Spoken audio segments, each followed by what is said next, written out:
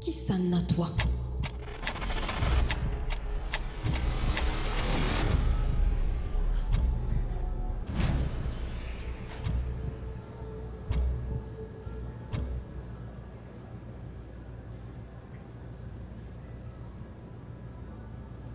Une séance à soir dans le cinéma M-Ciné Codan Waterfront. Une série documentaire qui raconte la vie d'une population prioritaire. Parmi les invités, un participant qui est bien impliqué dans le social. Je pensais qu'il y a une petite affaire au commencement. Et là, maintenant, on retrouve ça. Là, on plaît ça, une pour là, ça grandit, ça devient là, je suis étonné. On va quoi? Je pensais qu'il y a une petite affaire au commencement.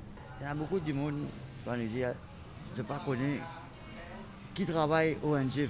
Je pensais que quand on avait porté à Seringue, c'est de bien encourager les gens pour droguer. Bon, voilà, et il passe ça au fait. Et à travers ce programme-là, je pourrais trouver qu'à travers les portages Seringue, je peux éviter les gens qui sont malades, qui sont transmissibles. Et ça me un grand plus ça. Je verrai si tiens, des gens qui ont des gens qui sont malades, c'est une famille qui veut protéger. Là. Quand on regarde ces derniers, ces derniers 30 ans peut-être, depuis qu'il y a une ONG, puis implique les autres d'une façon ou d'une autre dans tout ça, dans le combat qui est là, pas juste dans le domaine de la drogue, mais aussi les autres. Comment tout ça, l'évolution là-haut? Je vais bien, éviter les gens pour tomber dans ce fléau là, plus de la maladie qui vient là, et puis conscientiser maintenant pour être capable de protéger les autres, pas les autres à l'infecter, pas les autres à tomber dans une mauvaise humée. Par contre, quand nous veillons actuellement là, dans ces derniers temps-là, il y a beaucoup de jeunes qui se font tomber là-dedans. Les enfants de l'école qui se font tomber là-dedans. Mais à travers ce programme-là, on pensait qu'ils avaient pris conscience que ça va se là n'est pas bon.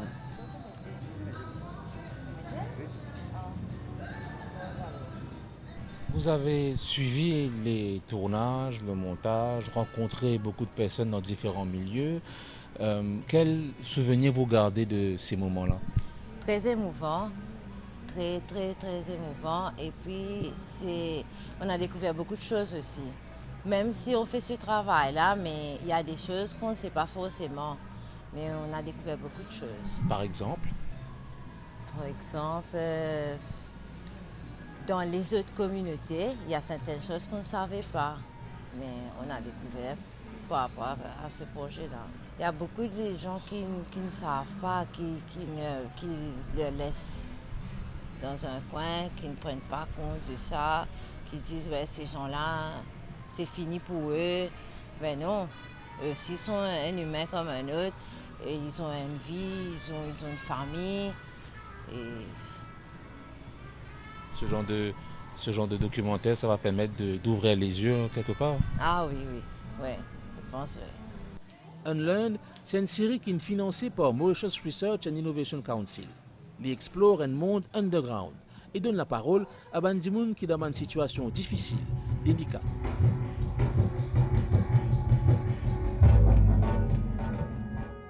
Ensemble, à nous faire livrer la force, pour nous comprendre comme moi. Nous parler pour apprendre, à nous déconstruire, nous ban l'idée remplie et précisée qui empêche nous avancer. You've just seen the first 2 episodes in this series, Unlearn. What are your first feelings about this? I think it's a really great job. I think it's a first, and I think it's something that we should have done long time ago, because there's so much stigma and taboo, and we judge people too much on what we see rather than who they are.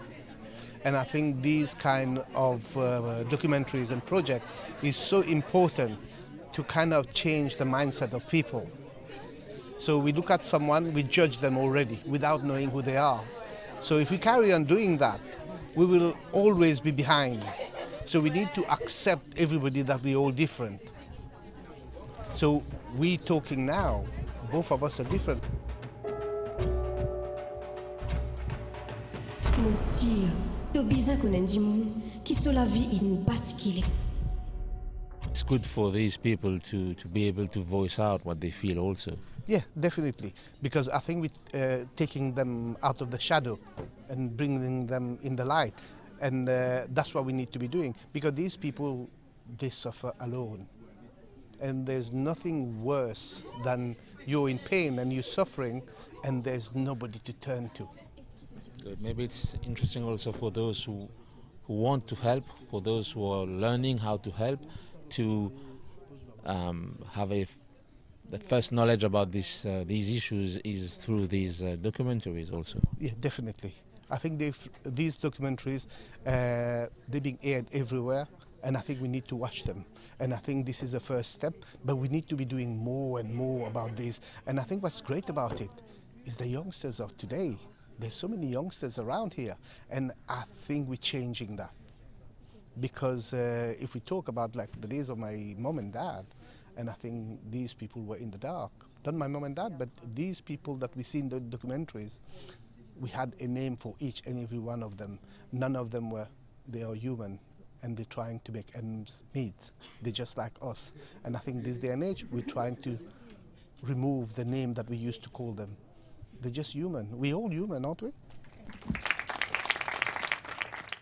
Quelque chose de très rare d'avoir des gens à visage découvert déjà pour commencer, pour expliquer un petit peu leur vécu, pour expliquer un petit peu les souffrances qu'ils ont vécues, les discriminations ou le moment qu'ils ont été mis un peu de côté en société. Donc pour moi ça fait quand même chaud au cœur de voir qu'on a évolué assez pour pouvoir avoir un documentaire sur ces réalités aujourd'hui en Maurice. Mais aussi, ça sonne un petit peu une alarme dans ma tête pour me dire qu'on est en 2022 et les choses devraient bouger, devaient changer un petit peu. On réalise que l'humain est l'humain, malgré ses différences, malgré ses distinctions. Donc c'est un peu dans ce cas, dans cet axe-là que je pense que le documentaire en lui-même, c'est une première, mais j'espère que c'est une... it's a first step for something better. It's a first step for a better society. It's a first step for a lot more documentaries or a lot more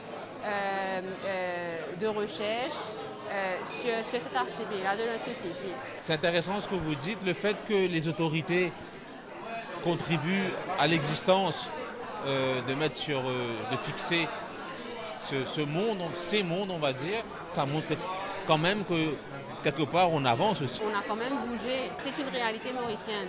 Donc, c'est de l'avancement, oui, mais on a beaucoup de travail à faire éventuellement. Mais ça reste en collaboration avec tous les différents actes de la société. Donc, que ce soit les ONG, la société civile, les instances privées, les instances publiques, chaque individu au fait. Donc, chacun amène sa pierre à l'édifice.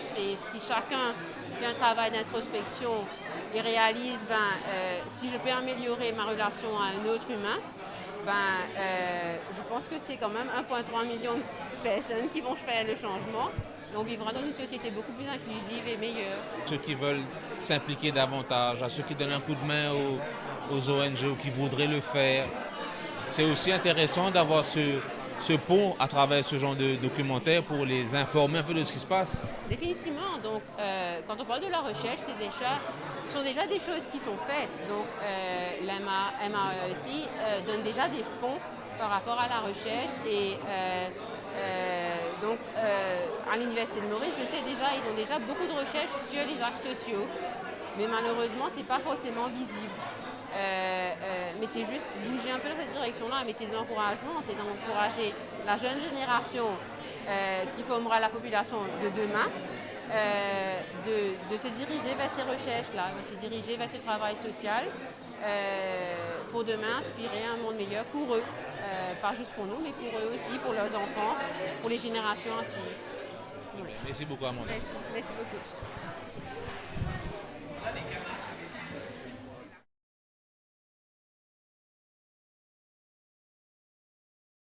Comment vous avez vécu, parce que vous êtes impliqué dans la réalisation de cette série, comment vous avez vécu ça?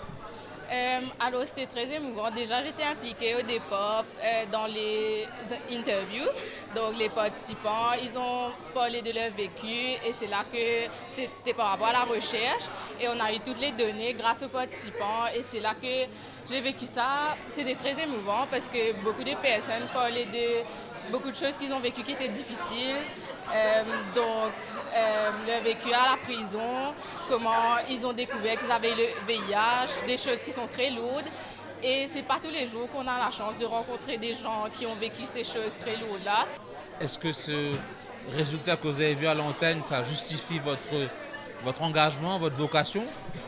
Certainement, certainement, ça justifie mon engagement parce que j'ai toujours voulu être dans le social et après, en tant que advocacy officer, ça aide beaucoup à voir le vécu des gens et aller plus loin, comment on peut les aider concrètement dans la société, comment on peut changer les lois, le système qui est en place pour les gens et pour qu'ils aient une qualité de vie qui est meilleure. C'est ça que la recherche voulait faire de base, donc étudier la qualité de vie des personnes et pour après, comment on peut changer ça et améliorer justement leur qualité de vie. Il y a beaucoup de jeunes maintenant qui se lancent dans le social. Ça vous rassure tout ça?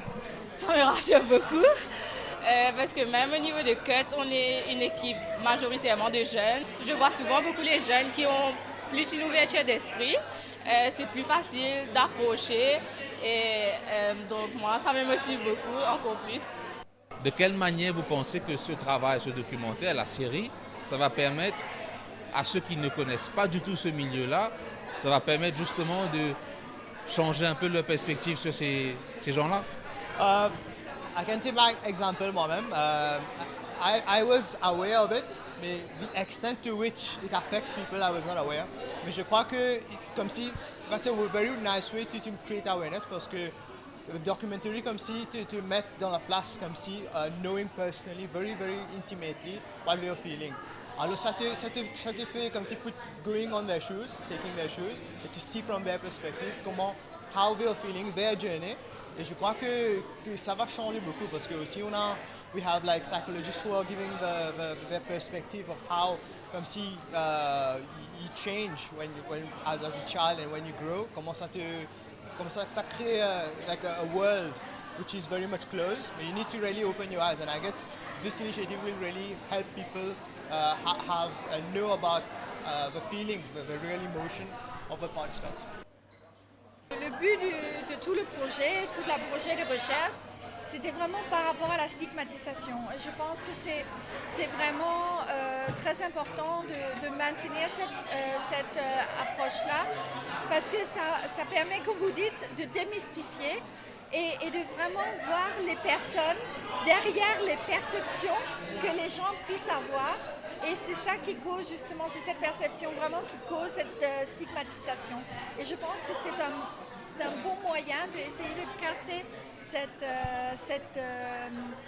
perception-là justement.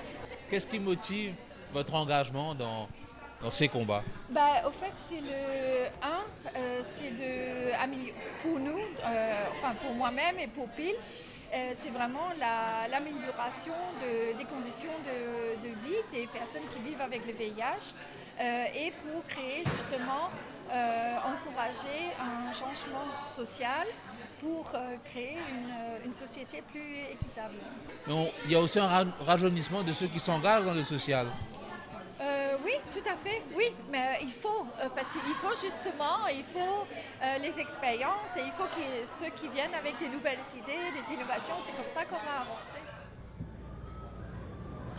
La série Unlearn vous permet de mieux comprendre un segment de population. Il vous permet d'éduquer, de pour éclairer les uns les autres et casse pas de préciser. Plus de monde get li, plus ça peut aider nos sociétés. Qui ça n'a toi?